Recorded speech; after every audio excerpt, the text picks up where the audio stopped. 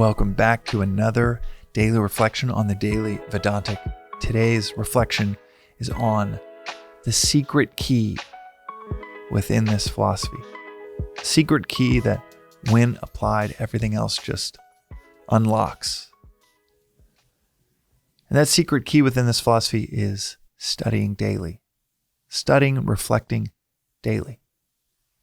There are three practices to this philosophy, three daily practices that Swami will mention at the ashram all the time, and it's question everything, don't take anything for granted, and study and reflect daily. So on the first one, question everything, not just externally, although that's where most of us will start. It's question everything, what society is telling you, what you're doing with your time. Then it moves inwardly when you start to question things that, thoughts that you might have, judgments, value judgments we might give to certain things. Is this really great for me? Maybe there's something else that might be a little bit better, a little bit more natural to me. And that's a beautiful daily practice. The second, not taking anything for granted. That can be quite difficult, because not taking anything for granted, that means not only having one hell of a gratitude journal, being grateful for the things around us, but also being grateful for and seeing the positive consequences of what might have been absolute tragedy. That is not easy. But man, both of those, they take on a beautiful momentum in our lives. They just get easier and easier, and you just see it work. Like, wow, glad I kind of questioned that, because it didn't sit right with me, and I could have either ignored that and just gone on with everybody, or I could have just put my head in the sand and not shifted my perspective. And it's also a beautiful momentum when we start to not take anything for granted. Start to remove the blinders for some of the things that we may have wanted to do anything to avoid at the time. We learn to grow to love that those things happen to us. No matter what, the things that go through my mind, like losing a sister when I was 15 and getting to a place where I would have done anything to change at the time, and yet now it's one of the greatest blessings I could ever think of, but would have never designed. And if you can get there with tragedy, then it takes on, like I said, this beautiful momentum in our lives where you just can't stop finding things to be grateful for. And you can't stop finding things that, I took that for granted. I'm taking this or that for granted right now. And it improves our awareness. But the third, and perhaps the most powerful way to improve our awareness, that takes on a momentum unlike anything in the first two buckets, is the study and reflection daily. The secret key to this philosophy. So much about anything to do with God or philosophy, spirituality, is wrapped up in these rituals that might be weekly. Going to church once a week, or you go to some seminar or talk, or you read a great book that has to do with spirituality every 3 or 4 months. But this philosophy is explicit when it says you got to study, reflect daily.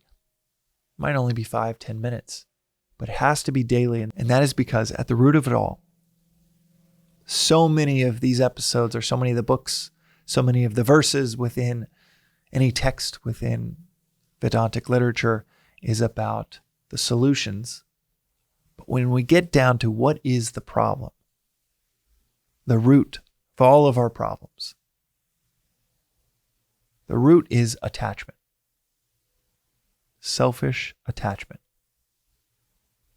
Selfish attachment to people, to things, to outcomes that cause all of our stress, strain, and suffering in our lives.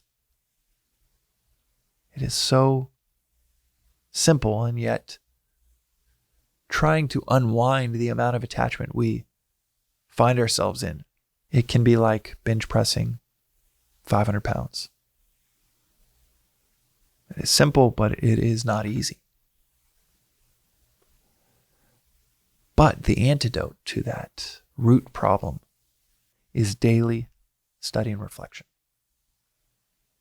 Why is it daily? Not only is bench pressing 500 pounds quite difficult, not impossible, but quite difficult, and requires a whole lot of good days stacked on good days, stacked on good days of development of your muscles.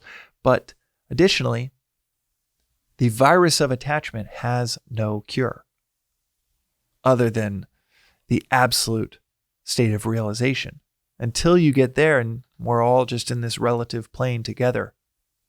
The separation within Vedanta is absolute plane and relative plane. That is what we are, is that absolute. But we're caught in the midst of this entanglement, we're told. This universe, this world, this experience, this projection that we touch on with many of the episodes within the Daily Vedantic. And with attachment is like a virus. A virus that has no cure, that you can only get inoculated from. And you get inoculated from that virus each morning. Ideally, before the sun rises. Before the light of the world brings you out to your extroverted self, before you feel this call to do, get all these things done, you get kind of pulled out into the world. Before the sun rises, there is this beautiful stillness that every one of us, everywhere around the world, can tap into. And that stillness is the best time to study and reflect. Again, 5-10 minutes, if that's all you can muster. But it must be daily, because you go 3 days, 4 days without it.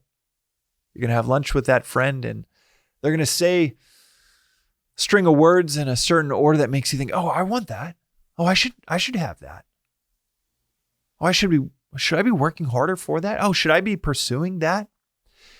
Go 2 or 3 months without studying reflection, and you find yourself flipping your life completely over towards some attachment or another. Getting more attached, more entangled. Even though you read that great book that gave you a lot of reprieve, or gave you a lot of peace 3-4 months ago, you're in the midst of pure chaos because you haven't touched that grounding wire each morning that is philosophical study and reflection. Reminding you, reorienting you towards higher ideals. The secret key of this philosophy is that it explicitly states it's not just a nice to have to get that early morning study and reflection in.